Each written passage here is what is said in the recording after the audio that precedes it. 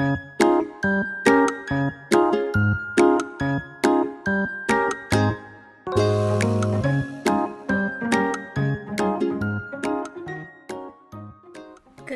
manusia untuk meningkatkan kesejahteraan hidupnya akan memaksanya mendirikan pabrik-pabrik yang dapat mengolah hasil alam menjadi bahan pangan dan sandang. Dengan semakin majunya teknologi dan industri, maka akan berpengaruh pada kualitas lingkungan. Munculnya pabrik-pabrik akan menghasilkan asap dan limbah buang yang mengakibatkan pencemaran di lingkungan sekitarnya. Maka dari itu, hari ini kita akan mempelajari tentang pencemaran lingkungan. Apa sih yang dimaksud dengan pencemaran lingkungan? Pencemaran lingkungan adalah masuknya zat, makhluk hidup, atau energi lain ke dalam lingkungan, sehingga mengganggu keseimbangan ekosistem. Pencemaran lingkungan biasa kita kenal sebagai polusi. Sedangkan zat yang menyebabkan polusi atau yang menyebabkan pencemaran lingkungan biasa kita sebut sebagai polutan. Nah, apa saja sih ciri dari zat yang disebut sebagai polutan ini yang bisa menyebabkan polusi? Zat dikatakan sebagai polutan jika yang pertama kadarnya melebihi batas normal atau di atas ambang batas. Yang kedua, berada pada waktu yang tidak tepat. Yang ketiga, berada pada tempat yang tidak tepat. Macam-macam pencemaran lingkungan. Pencemaran lingkungan ada 3 jenis. Yang pertama, pencemaran air. Yang kedua, pencemaran udara. Dan yang terakhir adalah pencemaran tanah. Kita akan membahas satu persatu tentang pencemaran air terlebih dahulu. Pencemaran air. Ciri-ciri dari air yang tercemar antara lain berubah warnanya, bisa menimbulkan bau, dan mempunyai rasa yang berbeda. Coba perhatikan gambar proses terjadinya pencemaran air.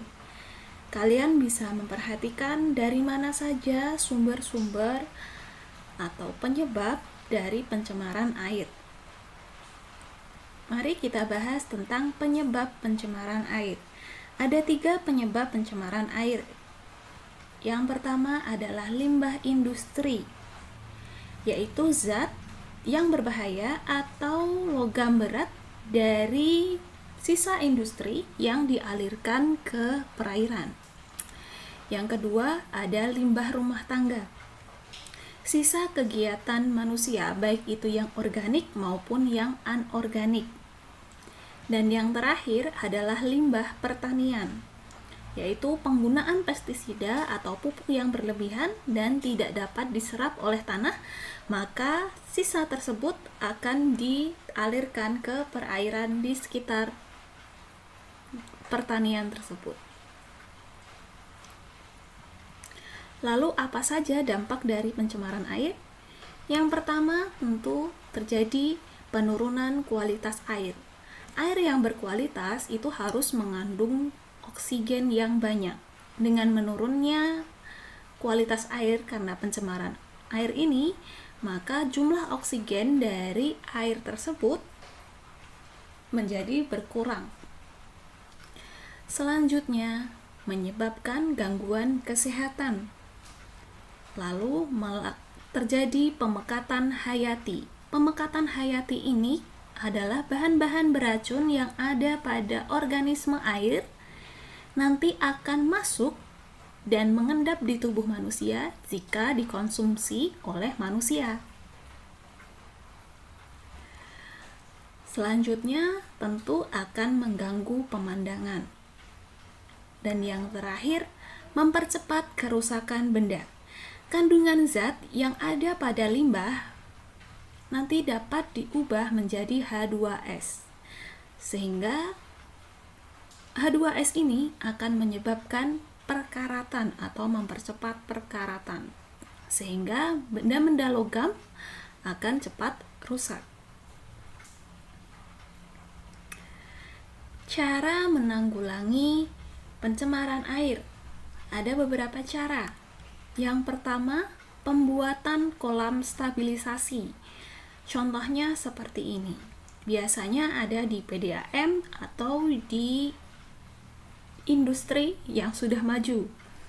Pembuatan kolam stabilisasi ini fungsinya adalah menetralisasi zat-zat pencemar sebelum air limbah dialirkan ke perairan. Jadi air limbahnya sudah diolah terlebih dahulu, sudah tidak mengandung zat-zat pencemar. Yang kedua, pembuatan IPAL atau instalasi pembuangan air limbah. Contohnya seperti ini. Ada beberapa tahapan dalam IPAL. Yang pertama, treatment yang pertama, memisahkan zat padat dan zat cair dengan filter atau saringan dan bak sedimentasi atau bak pengendapan. Setelah disaring, kemudian diendapkan. Yang kedua, treatment yang kedua adalah mengkoagulasi atau menggumpalkan dan menstabilkan zat organik yang ada di dalam limbah. Yang terakhir, treatment yang terakhir adalah penghilangan nutrisi atau unsur hara, penambahan klor yang fungsinya untuk memusnahkan mikroorganisme patogen atau mikroorganisme yang menyebabkan penyakit. Jika sudah melewati 3 tahapan treatment ini, maka air bisa disalurkan ke perairan. Kemudian pengolahan ekskreta atau campuran urin dan feses. Biasanya kita menyebut sebagai sapi tank. Nah, pembuatan sapi tank ini biasanya hanya di rumah-rumah. Misalkan dari satu rumah membuat sapi tank tersendiri, kemudian hasil pengolahannya disalurkan ke daerah sekitar rumah tersebut, atau misalkan disalurkan ke halamannya.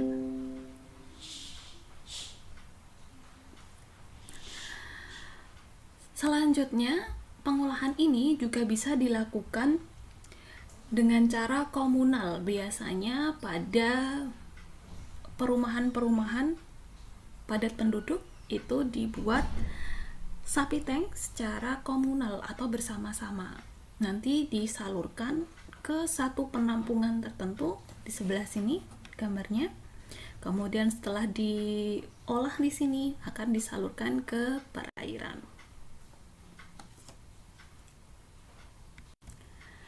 Kita lanjut ke pencemaran udara.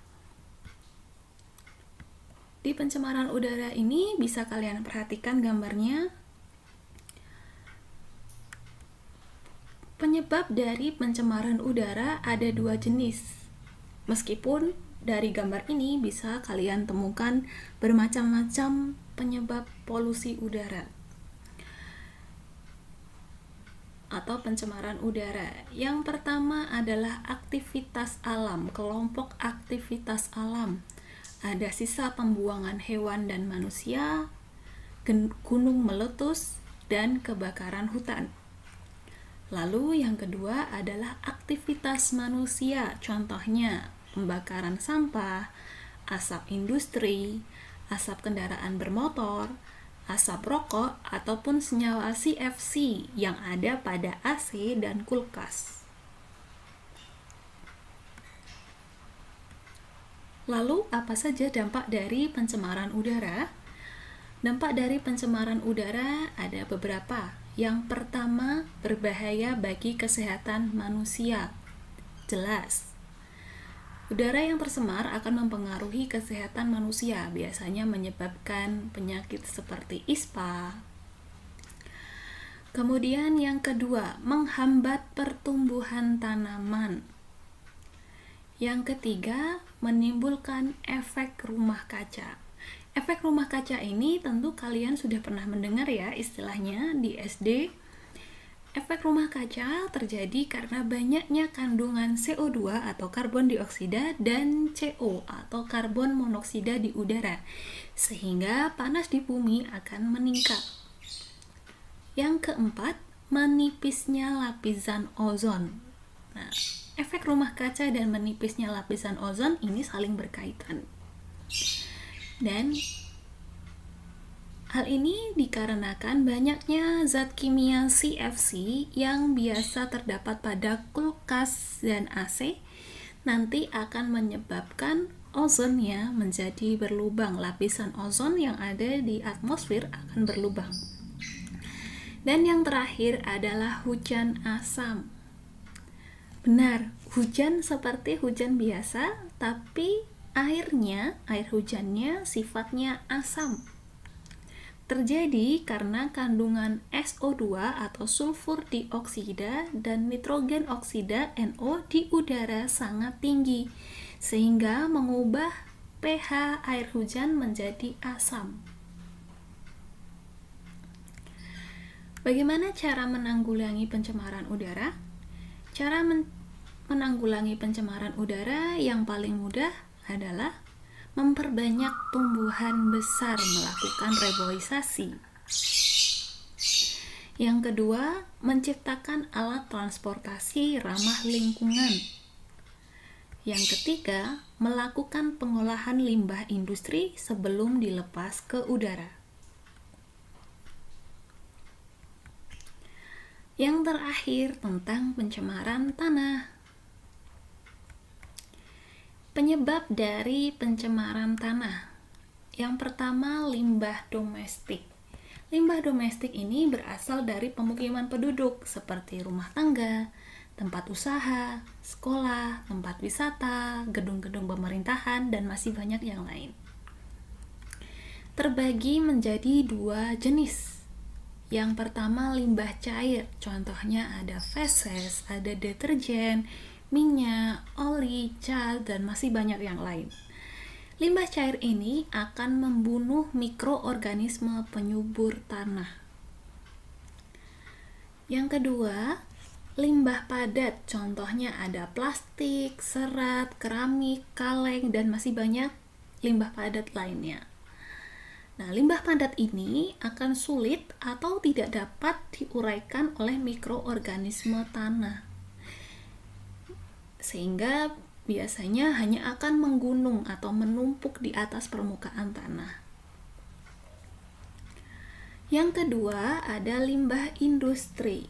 Limbah industri sendiri berarti asalnya dari daerah perindustrian. Terbagi menjadi dua macam. Limbah padat, bentuknya ada padatan, ada lumpur, ada juga bentuknya bubur. Dan yang kedua limbah cair. Cairan yang berisi zat-zat kimia, contohnya zat kimia tembaga, timbal, perak. Jika nanti masuk ke dalam tanah, tentu akan mempengaruhi kondisi tanah di sekitarnya. Lanjut, yang terakhir adalah limbah pertanian. Limbah pertanian ini berasal dari penggunaan pestisida dan pupuk yang berlebih.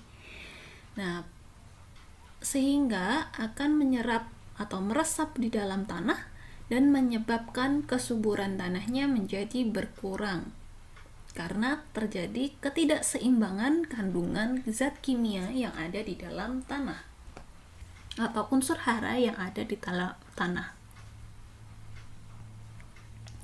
Lalu apa saja dampak dari pencemaran tanah? Dampak dari pencemaran tanah yang pertama jelas akan mengurangi tingkat kesuburan tanah.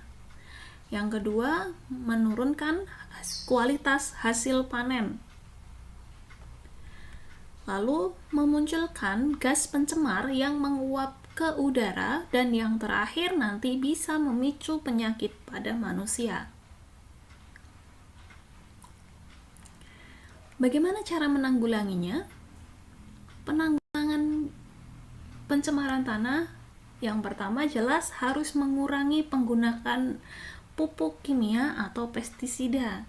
Saat ini sudah digalakan pertanian organik, yang dimana pupuk-pupuk kimia dan pestisida yang tidak organik yang lebih banyak kandungan zat kimia berbahayanya sudah dikurangi.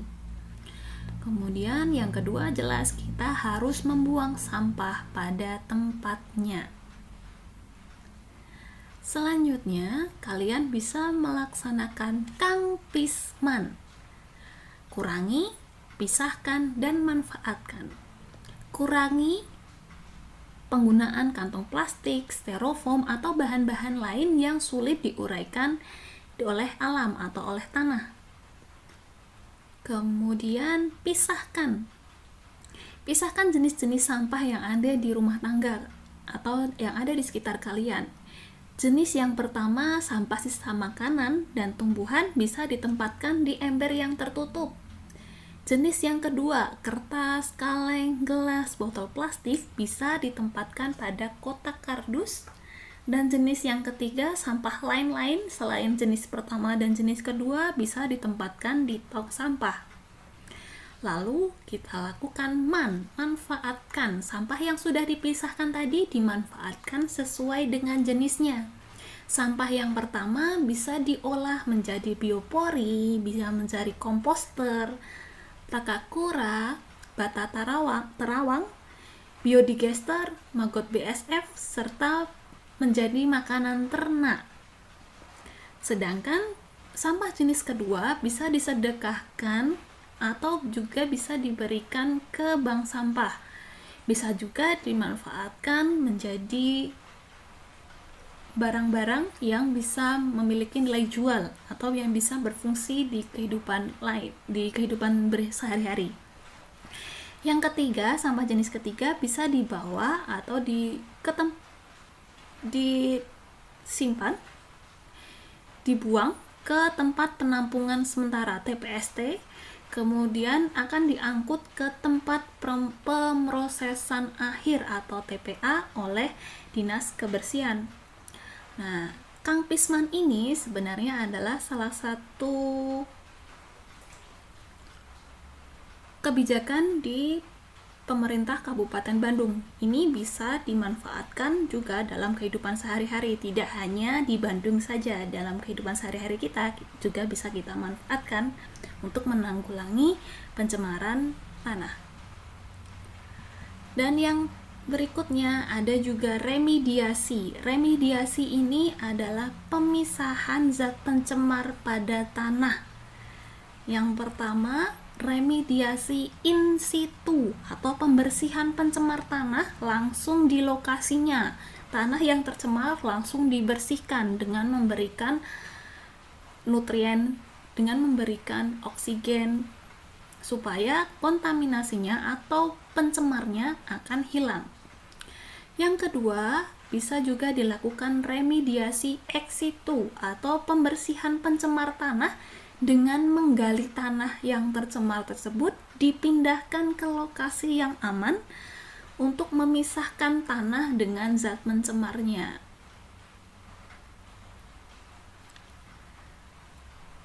Lalu ada juga istilah bioremediasi. Kalau tadi remediasi hanya dengan injeksi, yang sekarang bioremediasi bisa kalian perhatikan ada bakteri, ada tanaman, ada fungi atau jamur, digunakan untuk membersihkan tanah dari bahan pencemar menggunakan mikroorganisme seperti jamur atau bakteri yang fungsinya memecah bahan pencemar agar tidak beracun.